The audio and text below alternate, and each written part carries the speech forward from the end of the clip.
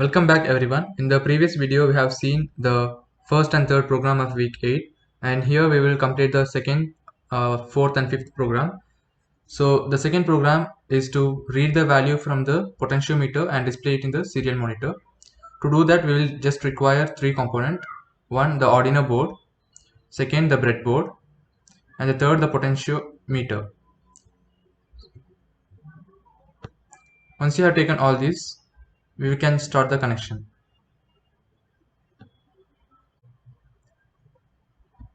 Now I will rotate this Arduino board so that we can just connect this to directly to the analog input. In this experiment, we are making use of only the analog inputs, not the digital ones. So here you need to make sure that uh, the three pins terminals of the potentiometer has to be connected, one to the 5-volt input, the second to the ground, and the third terminal to any of the inputs over here. So always the middle one will go to the inputs. Any edge of these two, right? Any terminal can go to the input, 5-volt input or the ground. So I'll make this go to the ground. Sorry, 5-volt input. I'll make this red.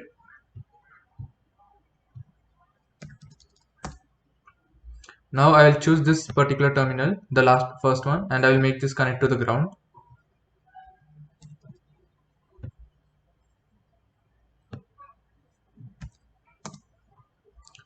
And the middle one, I'll make it point to the A3.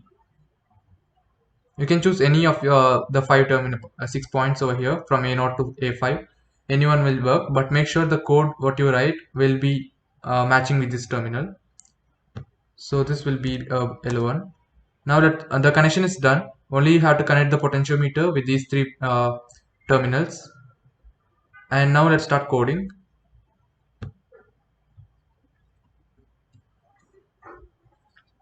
So inside the code text editor, here you have to make the reference to this particular point, the potentiometer.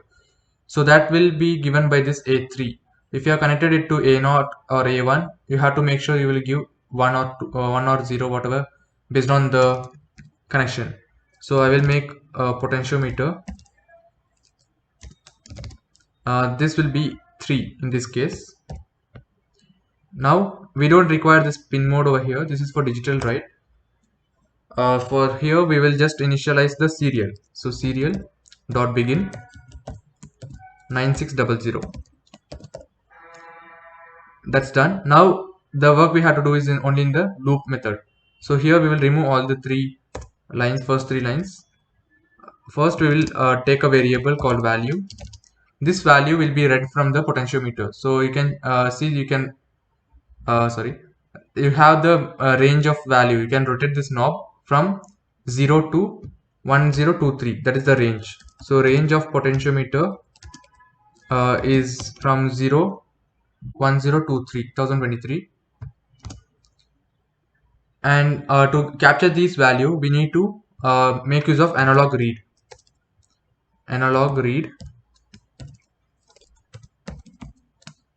Make sure you don't use digital read because we are not reading the digital ones, and digital read can produce either a high value or low value, right? So you can just have only two values, but in the analog we can have set of ranged values like this. So it goes from 0 to 1023, and we will pass the potentiometer value pin over here that we have initialized here, and that's it. Now we can print the values. So that's the main aim of this experiment. So serial dot print value is serial dot print ln value.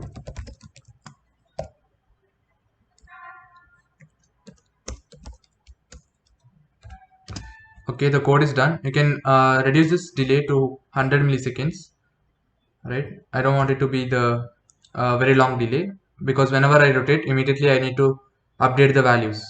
Now we will start simulation and open the serial monitor here. You can see the initial value is 0 always. Now once you start rotating the knob, you will see it will update, right? So you can see it is updating.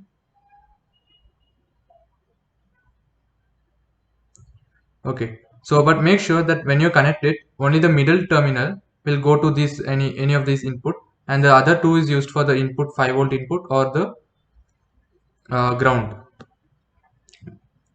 So that's it for the second program.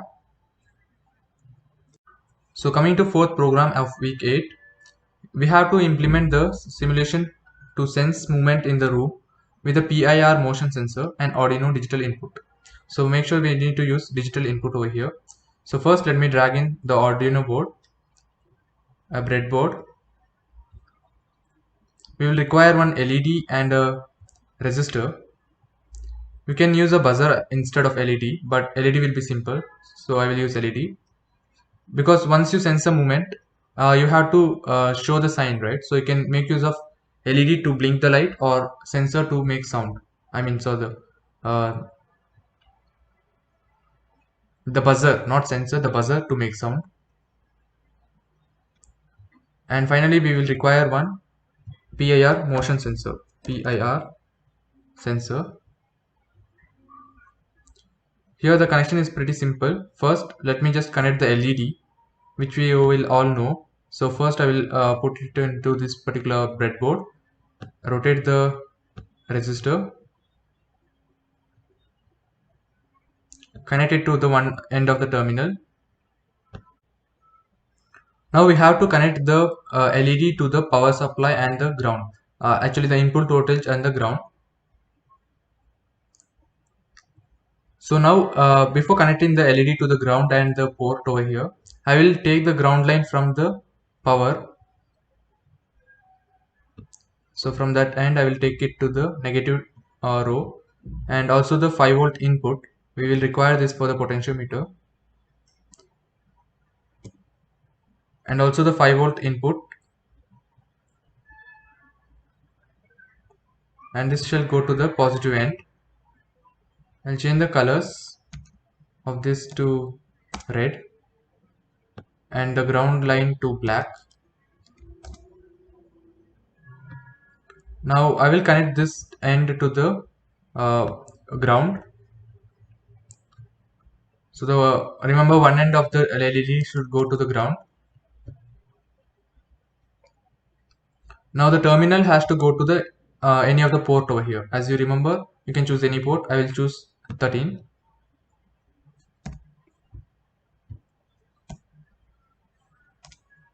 Now we have to connect the PIR sensor. So drag and drop it into the board. Here you have 3 terminals over here. As we did it with the uh, temperature potentiometer sensor, here we can just make use of these two, the first one and the last one, to go to the ground and the input voltage. So I'll choose the first terminal and I'll connect it to the negative row, which is the ground, and the last terminal, and that will be connected to the input voltage.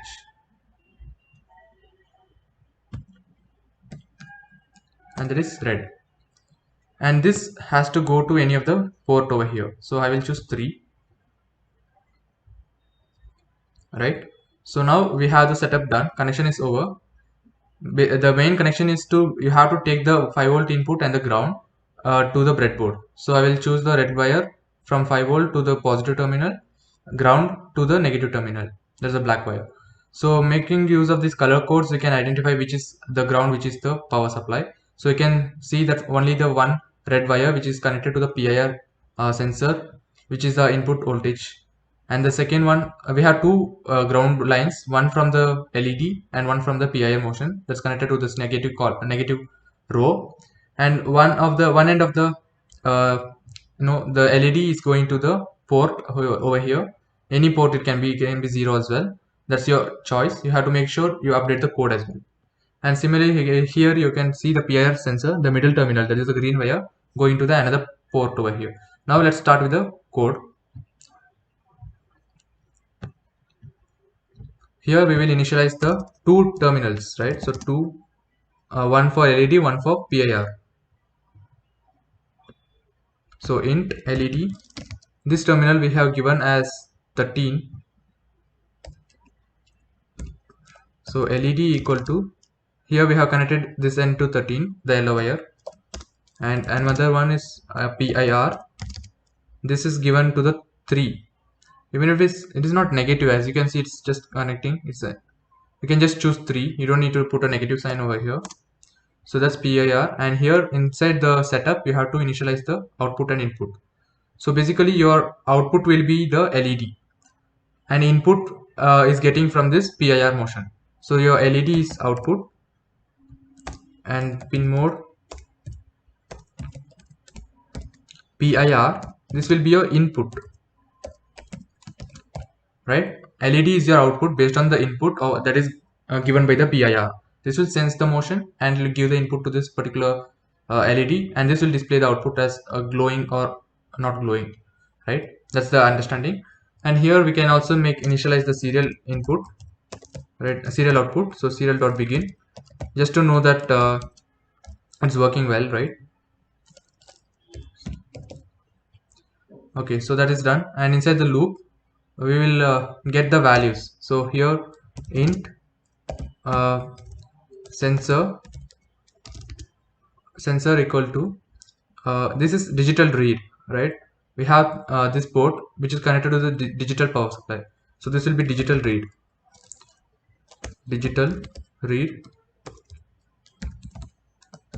and the port number will be the PIRs, right?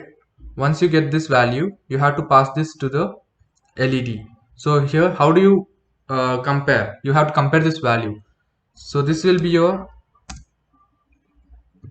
so once you're done with this reading the sensor value, it will be in either zero state, low state or high state, 0 or 1.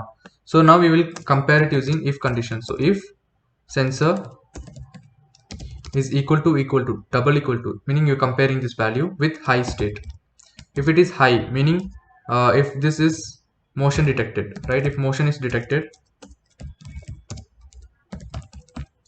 in that case we have to uh, turn the LED on, right? So digital write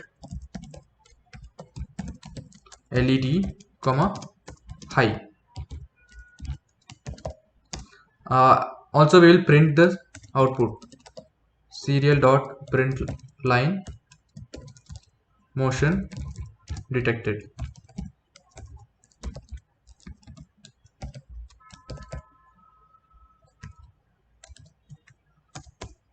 Close the if. And what if it is in a low state? So we will use else statement. So here we will just write the same lines, digital write, it is LED, and instead of high we have to set it to the low state, means there's no motion detected. And serial dot print line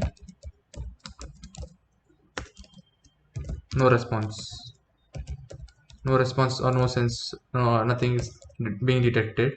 Okay, so that's all. And here you can give a small delay. If the delay is very high, that means the sensing will be pretty slow, right? So you can give this much and you can start running the simulation.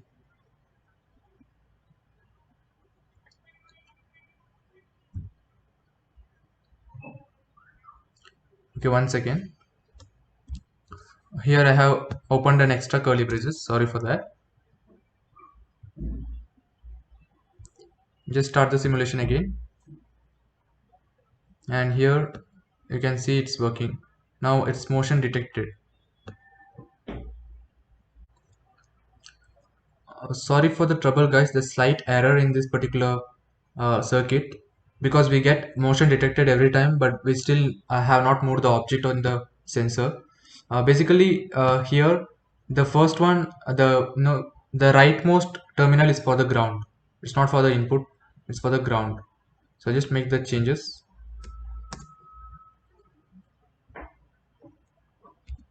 So then the second one will be for the input voltage supply, the red color, right? It will be for this red wire.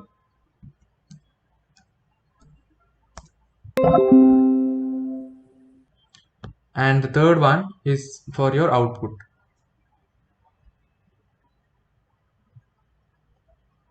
That is the 3, and I'll make the color to the green itself. So once the changes are made, you can see there is no response, right? These are the connections that is correct. Now you can click on this sensor, and once you see the object, this is the range, the green value, and here is an object, and once you move it, you will see the LEDs glowing, the external LED as well as the sensor's LED, and you can see the message here. That's it. So coming to the week 5, so coming to the program 5, we have to implement the simulation for gas leak detection with buzzer system using Arduino. So we will require a Arduino board, breadboard, and a buzzer,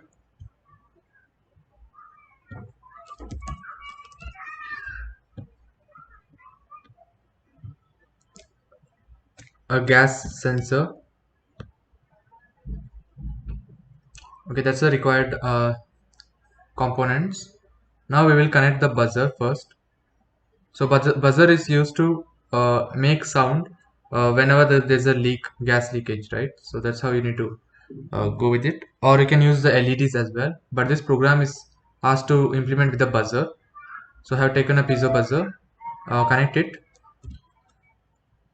and I have placed the buzzer into the breadboard. But first we will set up the ground and the 5 volt input, right? So ground,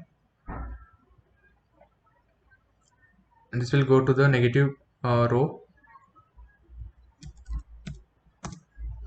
and the 5 volt input voltage,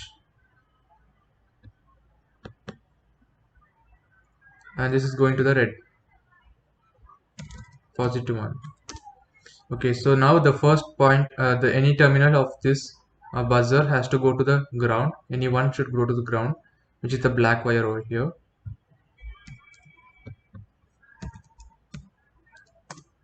And the second terminal shall go to any of the port. I will take 8, this port number. Now we have to connect our gas sensor. For this gas sensor, we will connect all the 3 of the below bottom terminal to this source, no input voltage. So connect it and change the color to red.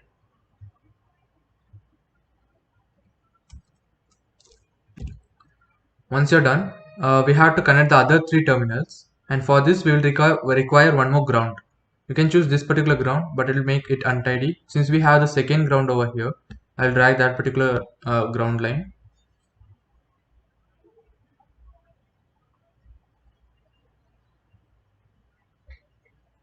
and connect it to this particular negative point, negative row. And this middle terminal of this gas sensor should go to the ground. Make this to green, black, and we will require one resistor as well.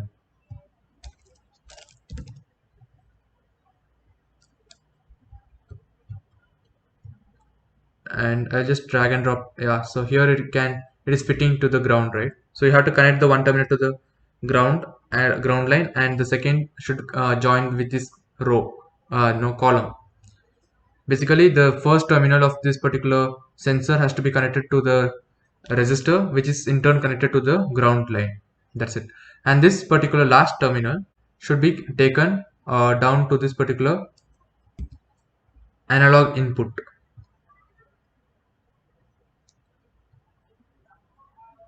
So just drag it down, and you can choose any of the port values. As I said in the previous program, I'll choose A1 here. So that's it, the connections are done. Now we have to start writing the code.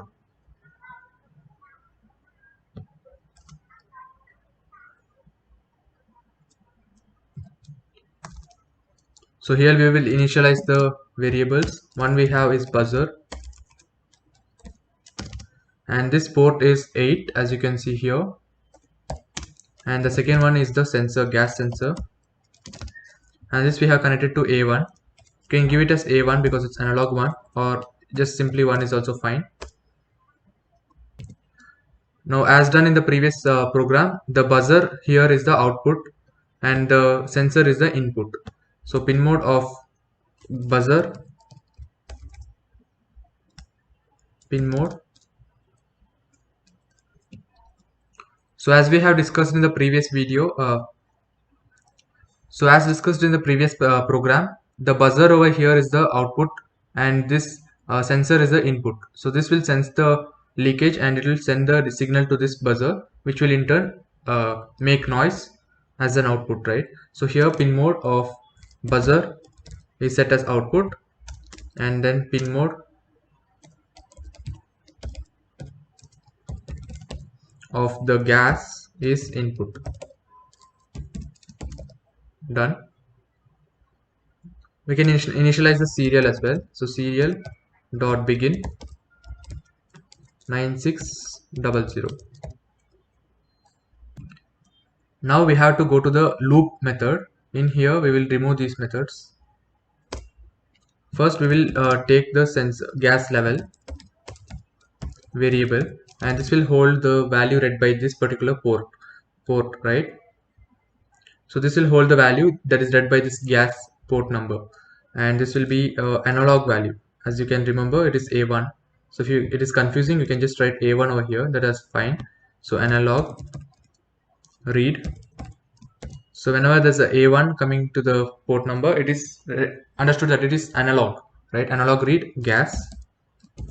This value will be stored in the gas level. You can also print this out to check it, check the value range. So serial dot print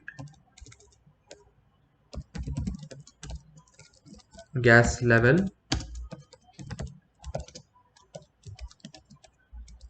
and serial dot print ln gas level, right?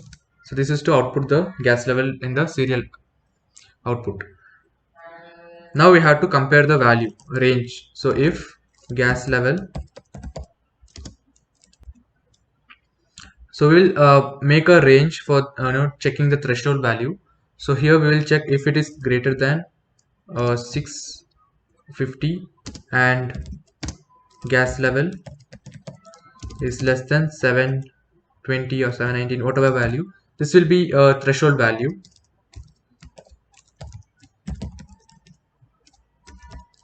Threshold value or range. If it exceeds, if it is in between this, we can just alert it, right? So, and here we will just include the tone method, and this will call the buzzer, and the value we will pass is 3000, the frequency. Else,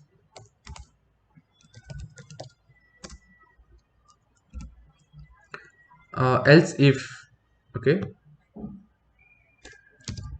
else if gas level, if it is above the threshold, that is 7, if it's greater than or equal to 720, right? I will give 720 over here. So if it is between the 650 and 720, it will buzz in this particular frequency. If it is greater than that, I will make the frequency of tone 2000, right? Else there should be no tone. Means it there is no much harm if the gas level is either less than the 650. It's actually assumed. You can Google it out for any certain values. So no tone buzzer. We will give some delay as well. Delay of 100 milliseconds.